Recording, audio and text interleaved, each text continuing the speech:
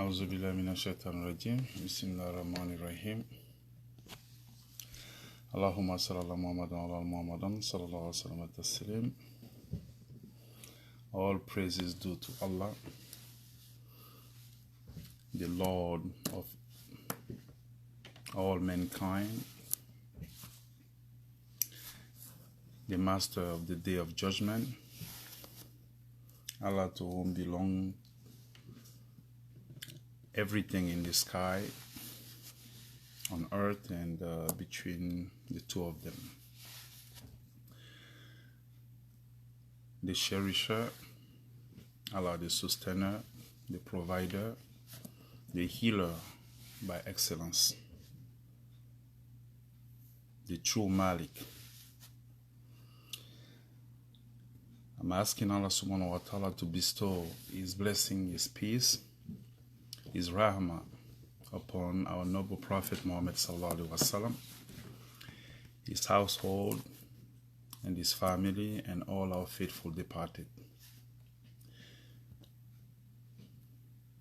Today, I will be speaking in English only. Aujourd'hui, je ne vais parler qu'en anglais, comme j'avais promis la dernière fois. As I promised the other day, I decided to speak this morning solely in English, inshallah. So it's not gonna, I'm just asking my French, speaking audience to bear with me, because I have other people also who follow me and who have, made the request for me to also speak in English in order for them to understand what I'm saying. And Alhamdulillah, I'm fortunate enough to be able to do that. And so I'm going to ask all my French people to really, really bear with me and to understand and to forgive me. It's basically the same thing I spoke about yesterday or the day before. I will be talking about the same thing today, but in English. So, Alhamdulillah Rabbil Alameen. Today I just want to talk about not only coronavirus, but the biggest problem also that we are all going through. Black, white, Muslim, Christian, non-believers, we are all facing the same problem. And that problem is none but domestic violence. Amid this pandemic, we also have to face the domestic violence. As of right now, we are all focused on the coronavirus, the outbreak, and the death toll, and all the bad thing the coronavirus comes with. But among all these bad things, the thing that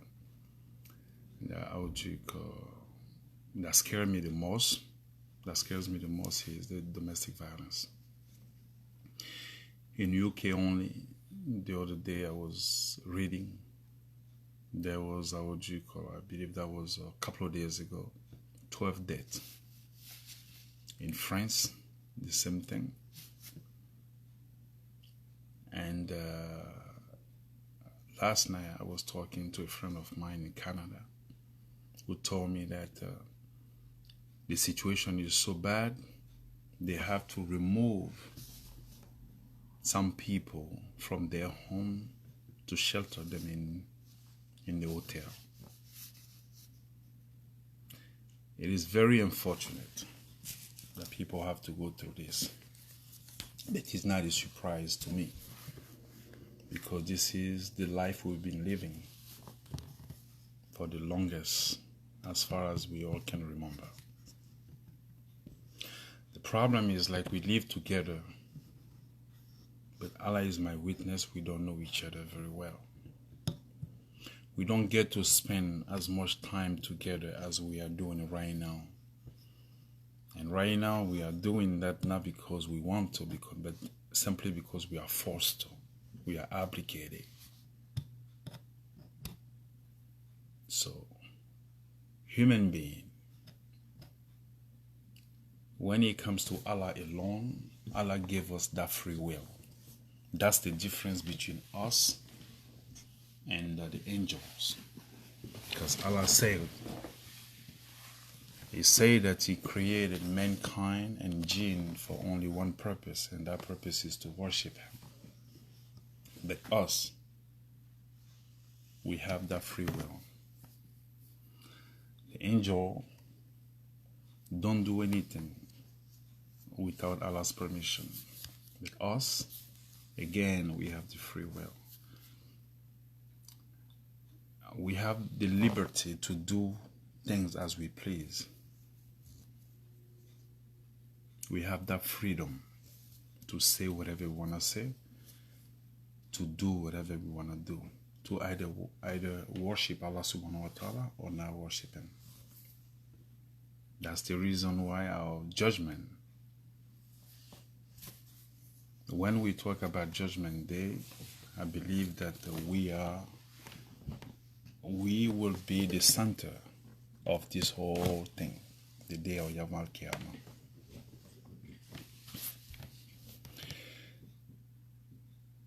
We live together, but we do not know each other. Why? Because most of the time, because of the schedule. Some families are two parents working family, which means the mom and the dad, they all are gone in the morning, they all come back at night. The kids are in school, stay there up sometime until 6 o'clock or 7 o'clock, come home exhausted. They get to spend more time at school than at home. We get to spend more time at work than at home. And sometimes we don't have the same shift, we don't have the same schedule. The man, when he's coming home from work, the woman is stepping out to work. So the time spent together is very, very short. And despite all that, we still have the choice. Some parents, instead of coming home after work, they will rather stay out because they don't want to come home to face the screaming, the madness of the kids. Or sometimes they have a problem with their spouses. They don't want to go home. Not because they hate it, but because they're trying sometimes to avoid problems, to avoid confrontation. I know that because I get so many calls in our community for that. And we see so many things going on. Nothing today, this day, nothing is done in the hiding. Everything is out there, out in open for people to see. Even if you don't want people to know your business, it's exposed. We know. I may not know yours personally, but I know something similar. And if 1 or 2 or 3 people are going through that, you have to understand that a lot of people in the community are going through that too as well. So what is the problem? Now we have no other choice. The free will we had, we don't have it anymore. Because of the coronavirus, because of the confinement. People are forced to stay at home, to sit and face each other. Now everybody is fortunate to have a big house. So some people have a small apartment. 1-bedroom apartment, 2-bedroom apartment, 3-bedroom apartment. Some have houses, but not everybody is fortunate to have a house, a big house. And even, I don't care how big your house is, it's still small when you are confined, when you are obligated to stay in, not to go anywhere. Because how far can you go in the house? Where can you hide in the house? Where can you be to avoid the scream of your children or the madness of your wife or your husband? How far can you go? Where can you go? Where can you hide? In normal time, when the wife starts screaming, the husband steps out. He steps out. He goes out, he takes his car and goes out for a drive or for a walk. When the husband is losing his mind, to avoid all confrontation, the woman will step out, take her car, and go for a ride or for a walk. But can we do that right now? The answer is no. In New York, where can you go? You have to stay home and face it. You have to stay home and face it. Anywhere, right now, as I speak right now, anywhere, everywhere in America, people are at home in their tiny apartment, facing each other. Now, what people have to understand is before the pandemic, before the confinement, the wife has her life, the husband has his life. Not because they're cheating, they're cheating on each other, no. But they don't spend that time together. When the husband is at work, he has the freedom to talk to whoever he wants to talk to. When the wife is at work, she talks to people, maybe that the husband does not know. Vice versa. So when they get home, they have to leave their outside lives outside and get home and be a spouse. It happened not only in the Christian community, even in the Muslim community too. I'm talking here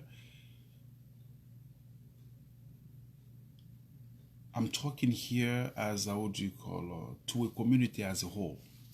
Everybody.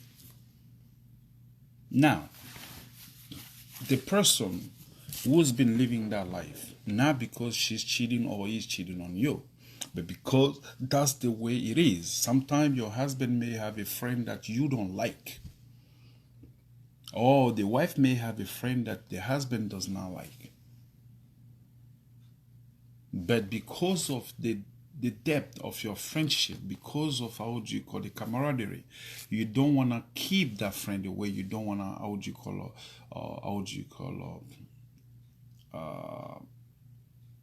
stop the relationship with that person. But your husband doesn't know that you're talking to him or you're talking to her. It doesn't have to be an opposite sex. It could be the same sex. Now you're at home. That freedom is being taken away from you. Why? Because you can no longer be on the phone. You can no longer do the thing that you used to do on your own, by yourself, every time you have your freedom. Because that used to be called your you time, when you get out of the house to go to work or to go for a walk. Now you have to face all that. So people get frustrated when they're not getting their attention they never had before. But now, because of the confinement, people think that they are entitled to all of it.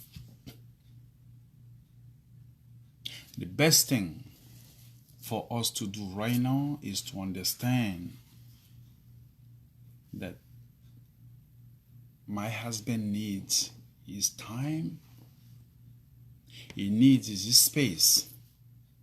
My wife needs her space. She needs that little time for herself while we are in the house. At a certain time of the day, if she wants to be alone, just let her be. Sometimes she's in the bedroom. You can be in the living room. No human being can be confined in the house and be so, so glued to each other like that. It's impossible. I can say impossible. Some people can do it. But here, people who have a big house, they have a basement. well built, where they have their toys, they have a beer pool, a beer, how do you call, table, a pool table. They have a football, they have their little thing. And that spa right there in their house, they call it a man cave. That's where they go down, watch TV, to get away instead of going out. That's where they go, and you know what I mean, to get away from all the problem, sometimes to avoid problem. They have that. If they have that, it's because of situation like this, for people to understand that sometimes you need that little space. People are dying, not only of coronavirus, but people are dying. People been dying because of domestic violence. Before the outbreak, people been dying. Men are killing their wives every day. Some women also are killing their husband. And this used to happen a lot before the confinement. So just think about how bad it is right now that you have no choice to go out, you have to stay home. Imagine how bad it is.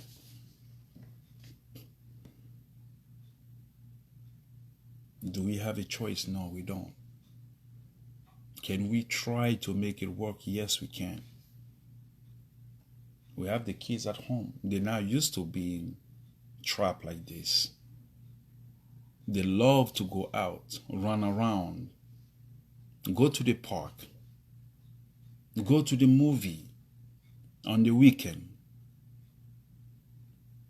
create activity in the backyard. They used to have all that, but now we are all deprived. We are all stripped from that freedom. Outside is beautiful because it's springtime. Unfortunately, we can only see the beauty of time from the inside because there is nowhere to go.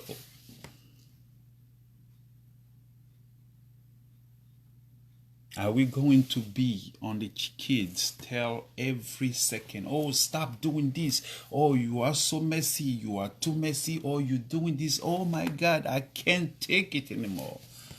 Are we going to do that? No.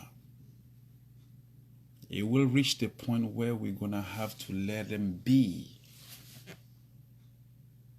They want to make a mess, you let them be. You let them make that mess. Because we in this is not a week or 2 week thing. We are in this for a very long time. When will it end? We don't know. I know we were not prepared for it. This was dropped upon us like a bomb. Like you live in your life, you're not expecting something, and boom, here it is. And you're going to have to find a way to deal with it, to cope with it.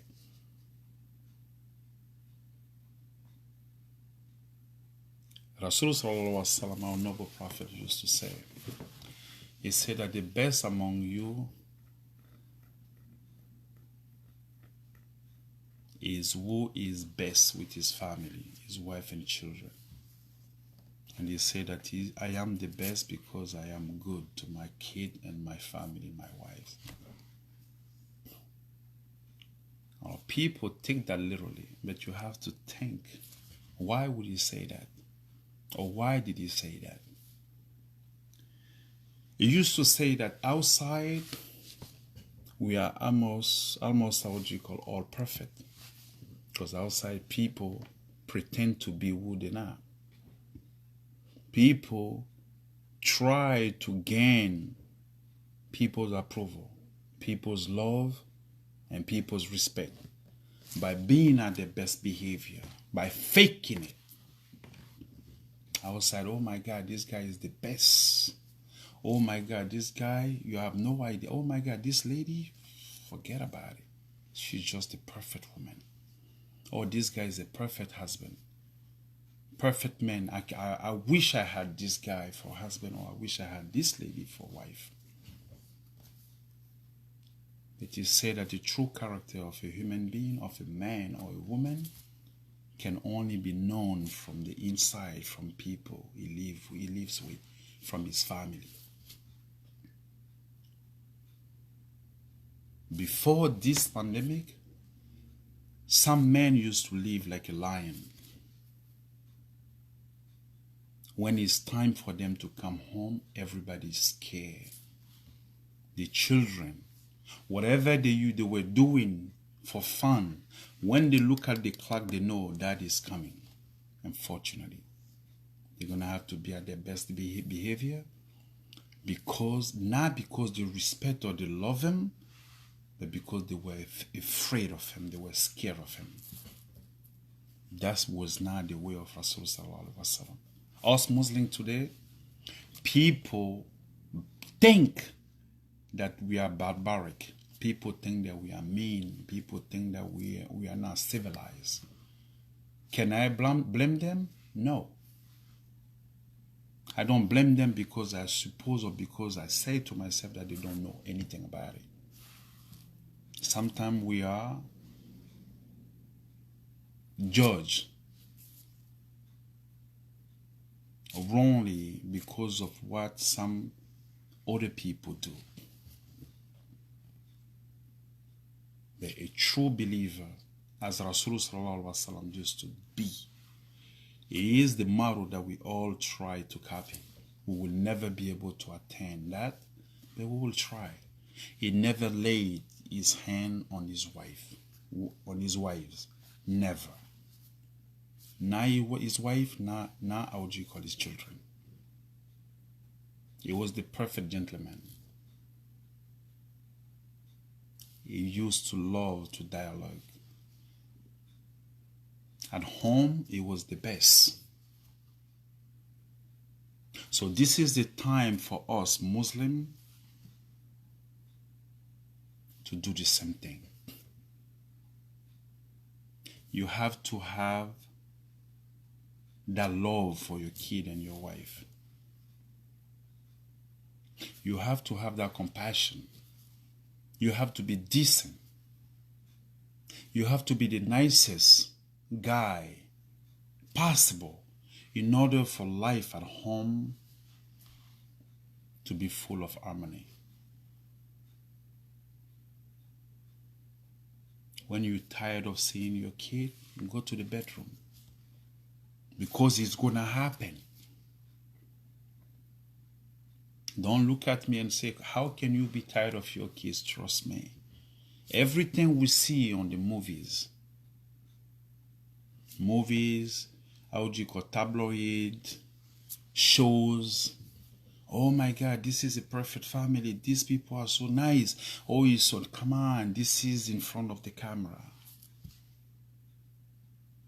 This is in front of the camera.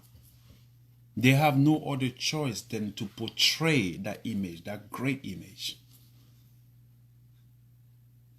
Behind closed door, in Hollywood, we read it all the time. Behind closed door, even in politics, we see that all the time. People that we want to be. People that many people in the community want to be. These people are not model citizens. They are not. But when they are in the limelight, they have no other choice than to portray that fake image. The true you is the one that the family knows best. If you are good at home, there is a scholar who says that if you really, really want to know that you are Allah's best friend, check your behavior with your wife.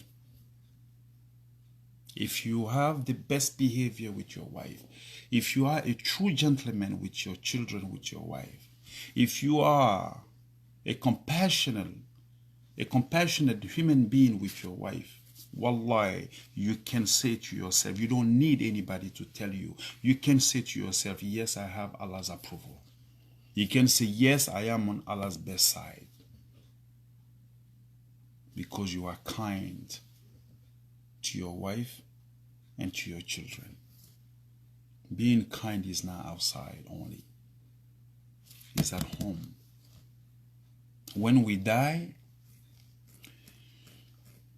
they would not go outside to ask people, what was this guy like as a father or as a husband? Nobody will know from the outside. It would be inside. Rasul sallallahu alaihi wasallam, he was good with his wife. He used to have a communication with his wives. He used to sit down with them and tell them stories. Today we have a lot of hadiths. Those hadiths were narrated by who? By his wives. You hear people say, Aisha radwan anha say that. Kulthum, how would you call her? Salama radwan anha, you say that. Afsa radwan anha, the mother of the believer, used to say that. Because they had that time, they used to sit down. They used to play around. They used to talk. They used to read. There was no fight in his house. But today, in our community, I cannot talk about other community. I'm talking about my community, the Ummah. People take great pleasure beating their children and beating their wives in the name of the Deen, in the name of Islam. In the Quran and the Hadith,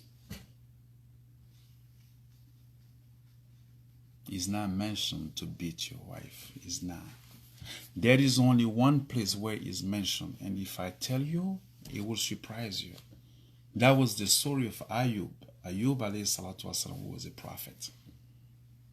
Ayub got tested by Allah subhanahu wa ta'ala. He got sick. So sick that he lost everything. His wives, his children, he lost everything.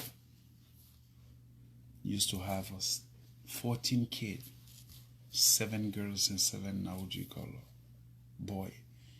He lost them all. He was a wealthy guy, a very loved human being in the community, in the society. People used to come to him.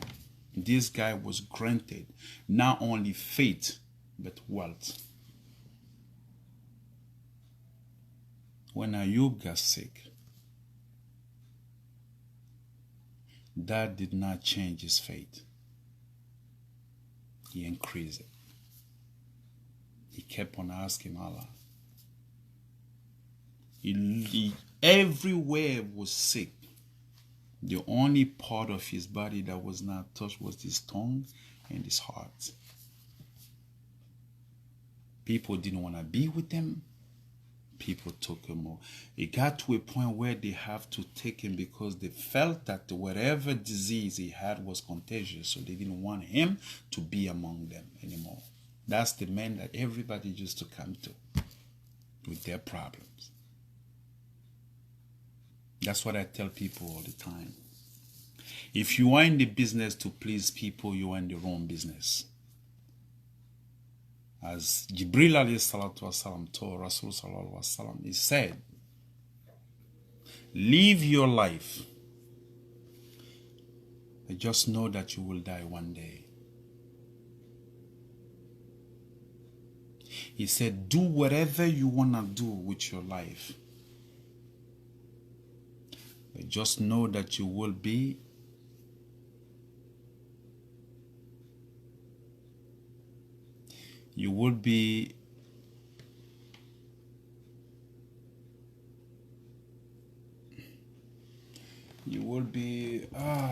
I'm looking for that word. That's the problem when you switch from English and French. You will be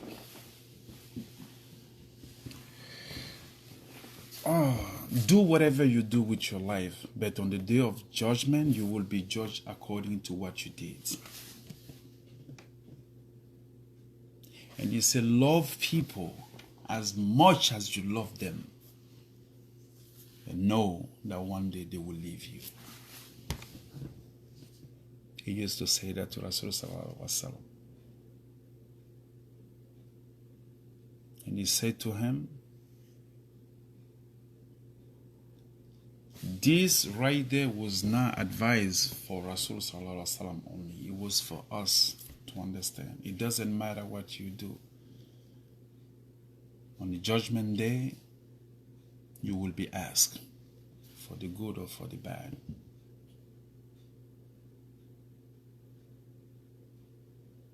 So that takes us where? Say that people will leave you. It doesn't matter how much you love them. They will leave you one day.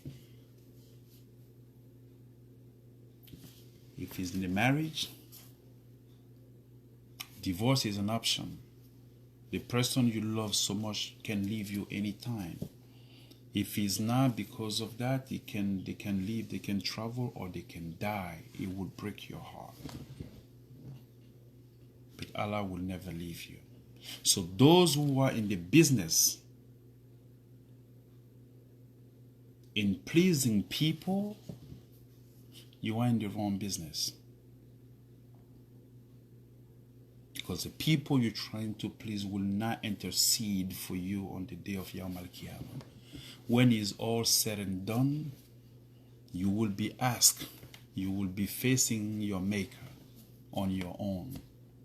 Allah said in the Quran, He said that the day of Yawm al-Qiyamah, the day of judgment, man will run away from his spouse, he will run away from his children, he will run away from his mom, from his dad, because he will be too busy with his own affair. He will be so preoccupied by his own affair that he will not worry about anybody.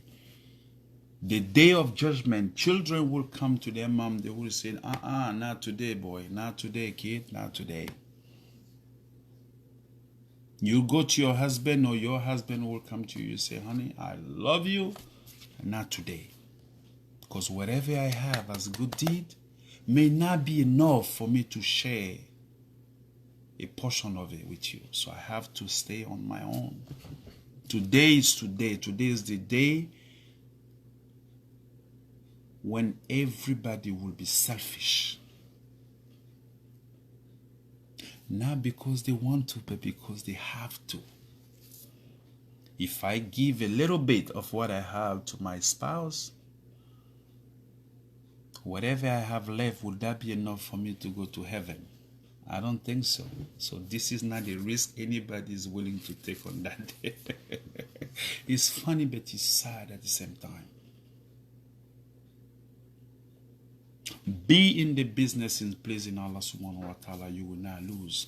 Because the people you're trying to please will not intercede for you. And when you passed away, what's going to happen? They will be in the rush to take you to the other side of town to go and bury you. And as they are standing there, digging your grave, all that, some of them are not even focused on you. They are focused on their business. Yo, you guys are taking too long. Let's do this quick and let's go. I have things to do. If they don't say it out loud, they will think it in their heart. And so these are people that you used to mingle with. These are people that you used to miss your salad because of. These are people that will take you on on places that, you know what, you didn't want to go. You were not supposed to go, but you did that for them just to please them. You sat here in front of the camera, you lie for likes and for their approval, for their love. When it's all said and done, they will go and drop you in that grave and come back home. And they will go on with their life. You're lucky if they sit and read the Quran. You're lucky if they sit and make dua for you. Look at on Facebook today, where every time you hear that somebody passed away, people will just come, comment, R-E or R-I-P, rest in peace. They don't have the time to say, may Allah bless your soul.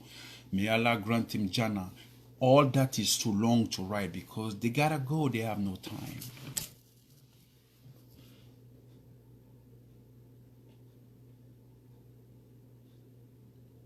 So the people that matters the most, wallahi, are the people in your home. Today you are facing a greater calamity than what? Than the coronavirus at your home. People are saying on Facebook, after all this, there will be a lot of divorce. If it comes to divorce, let's do it. I don't care. At least I'm alive, I'm well.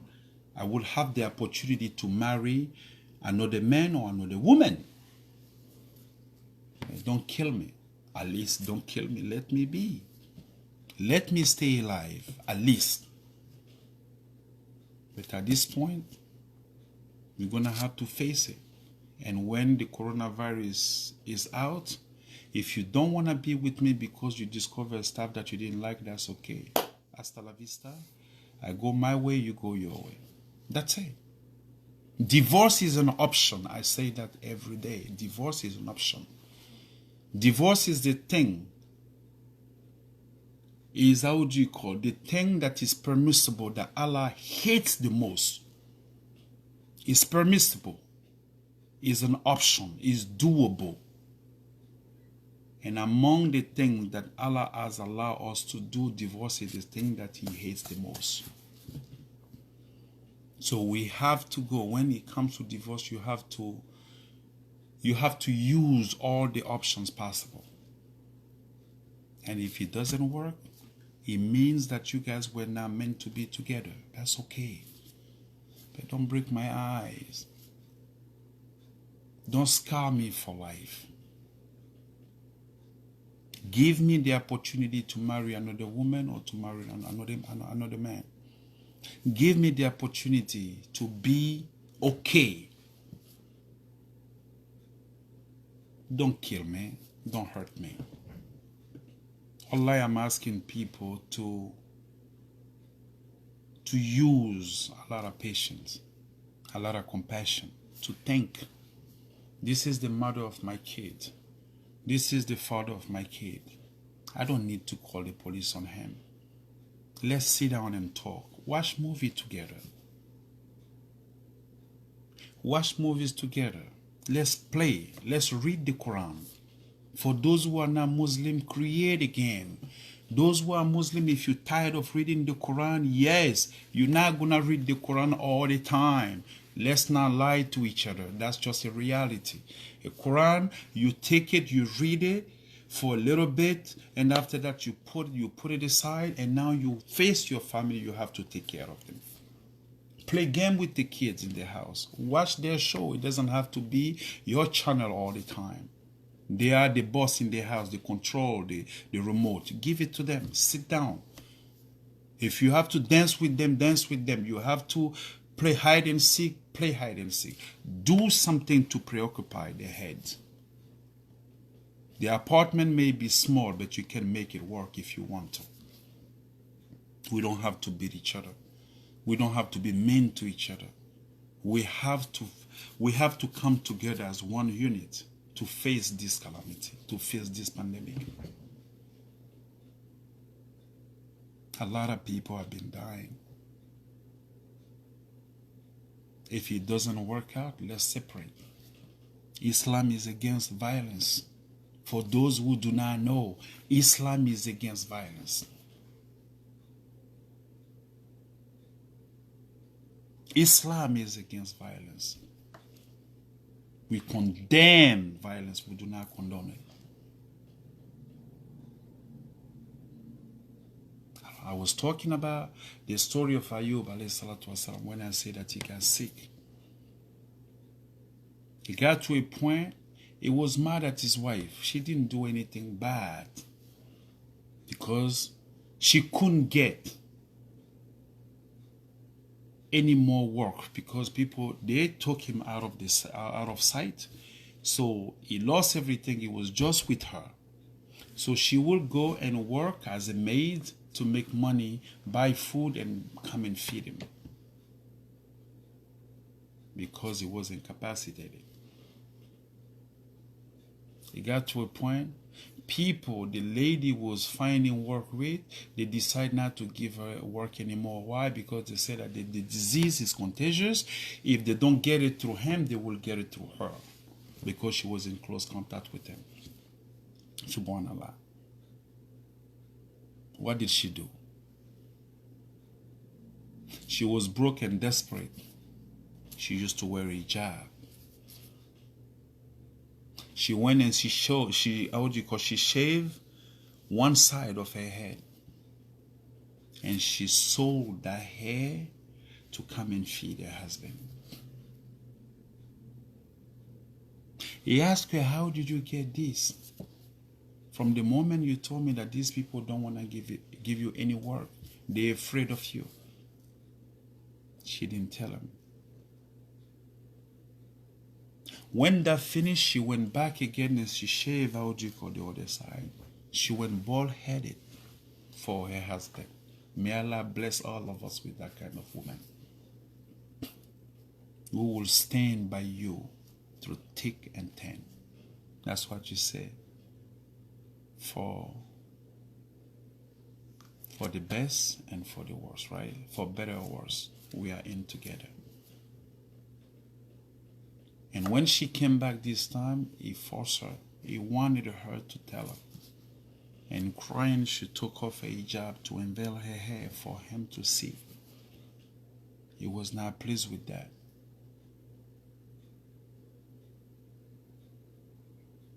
And she told him, the God that you've been praying, why can't you ask him to now come to your rescue?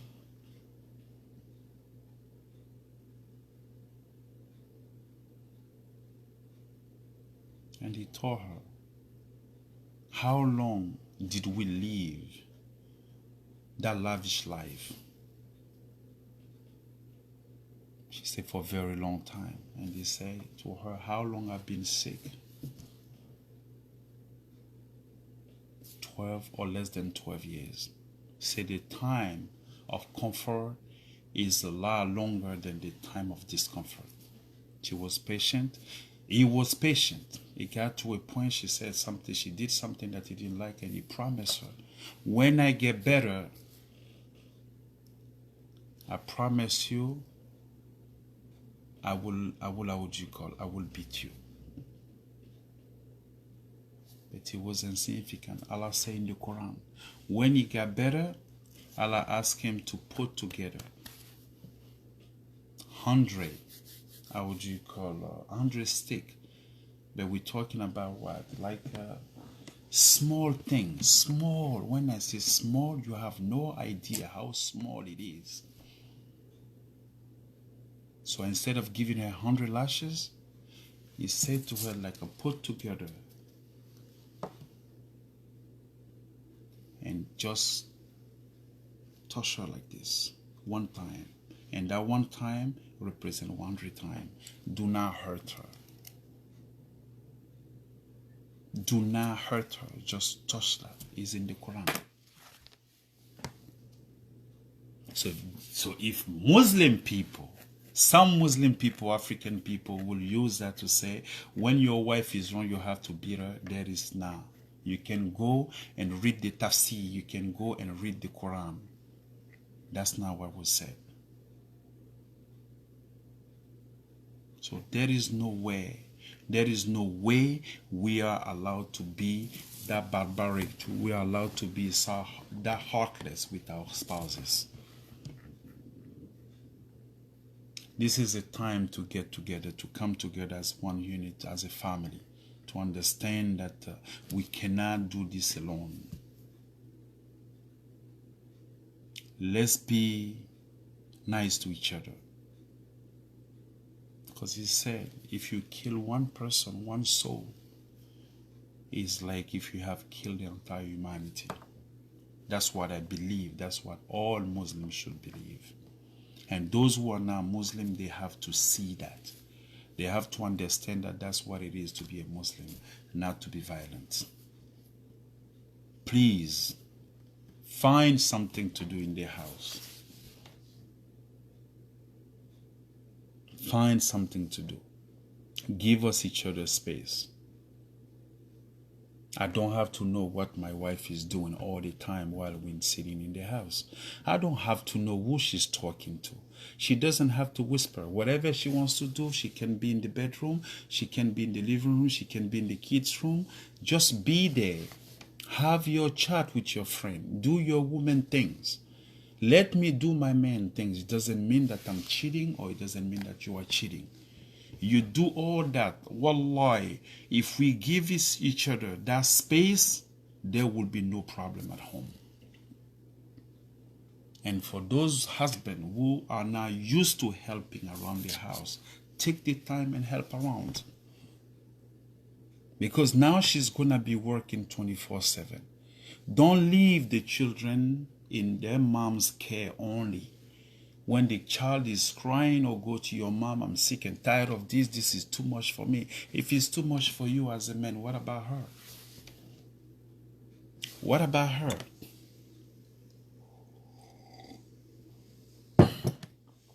What about her? If the baby is crying and she feels like sleeping, take the baby, let her be in the bedroom and sleep. Because this is going to be emotionally challenging.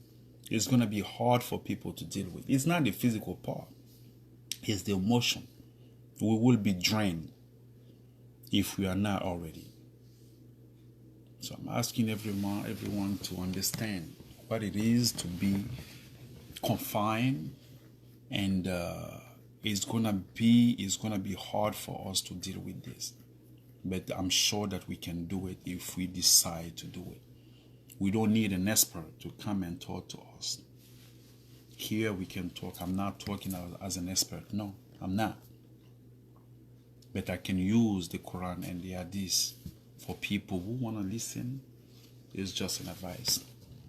People are dying. You don't want to be responsible for the loss of someone. You don't want to be responsible for the death of someone. Otherwise, your judgment is going to be very hard. Here is a short-lived span. Life here is very, very short. It doesn't matter how long you stay here. People who live 100 years, they are only few. People are dying. There is no age limit for death. We can be gone anytime. Rasul Sallallahu Alaihi Wasallam just said, he said the person that Allah loves the most is the person who is useful to the community. How? You cannot be useful to the community and not be nice to your family. That would be fake. That will not be genuine. You have to be. The community starts with your family. You have to be nice to them. You have to be kind to them. You have to be able to smile, to laugh. The family has to be comfortable around you. A good Muslim, I say a good Muslim, is the person around whom everybody feels safe. Everybody feels comfortable. Everybody feels at ease. People are not afraid to come talk to him. People are not afraid to listen to him. People are not afraid to come to him with the problem. That's a good Muslim. And Rasul Sallallahu Alaihi Wasallam used to say that, I love it. He said, when you make life easy, when you make things easy, people come to you. When you make it harder, people run away from you. How can you live like that and be called a barbaric human being? How can you live like that and be called a cruel human being? It's impossible. During this pandemic, people should be able to call you, to ask you for advice, to feel safe, to feel comfortable enough to talk to you about their problems, to trust you enough to talk to you about the intimacy, to talk about some intimate detail of their lives, because they're sure that it's not going to go out. That's being a Muslim. That's being a good Muslim. That's being an asset to the community. It doesn't have to be money all the time. It's your time. Being useful is having time, is to have time for your community, for those in need. People make money in this country. Whatever we lack in our community, is that ear to listen to people. Some people will tell you if you want to talk to someone, go to a shrink. Not everybody can afford a shrink. Not everybody can afford a therapist. Some people don't have an insurance. What about the poor guy who cannot afford it? Who does he have to talk to listen to him? It could be you. So be that asset to the community and be that asset to your family. I'm asking Auzubillahi minash shaitanir rajim. Bismillahirrahmanirrahim. Allahumma salli ala Muhammad wa ala Muhammad. كما صليت على إبراهيم وعلى آل إبراهيم وبارك على محمد وعلى آل محمد كما باركت على إبراهيم وعلى آل إبراهيم في العالمين إنك حميد مجيد.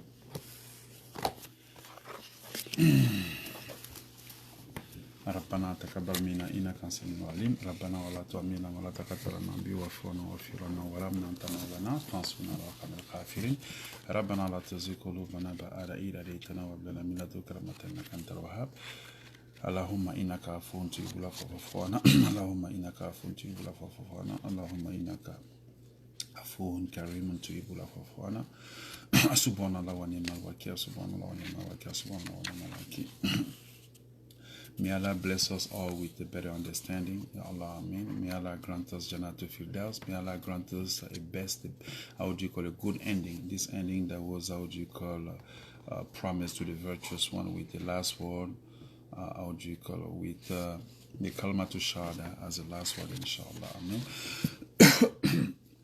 May Allah protect all of us, how would you call it, from coronavirus. For those who already have passed from it, may Allah grant them Jannah.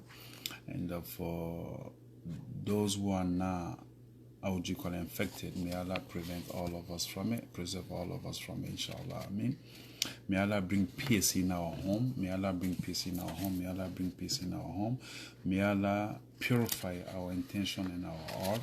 May Allah make us, how would you call, a good doer instead of wrongdoer. May Allah protect all of us from shaitan and his, how would you call, wrongdoing. May Allah, how would you call, prevent us from drinking alcohol and from, how would you call, using drug. Because today the primary, how would you call, cause of all that, it could be alcohol, it could be drug. I'm asking Allah subhanahu wa ta'ala to prevent all of us from doing that, Ya Allah, Amen. I'm asking Allah subhanahu wa ta'ala to facilitate or to make it easy the accomplishment of the 5 daily prayer, inshallah, Amen. Those who are sick even now from coronavirus, may Allah bring them shifa. As Allah, how would you call, heal Sayyidina Ayyub alayhi salatu wasalam, is the healer by excellence. And Allah said in the Quran, call me and I will respond to you.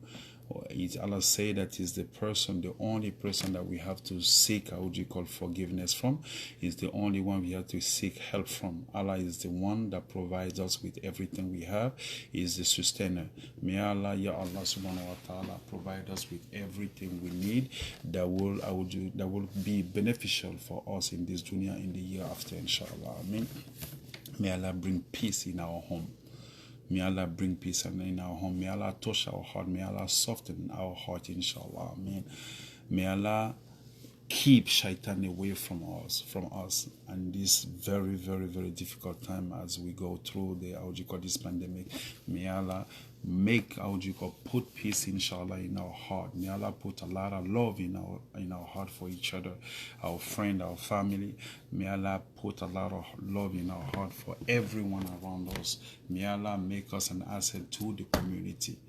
May Allah make us an asset to the community. May Allah, how would you call, allow us to be there for other people. And may Allah bless us with Jannatul Firdaus. May Allah bless us with Jannatul Firdaus. May Allah bless us with Jannatul Firdaus. May Allah protect us from all evil, Ya Allah. Amen. Subhana rabbika rabbil izzati amma yasifun. Salamun al mursalin. Walhamdulillahi rabbil alamin. Assalamu alaikum wa rahmatullahi ta'ala wa barakatuh.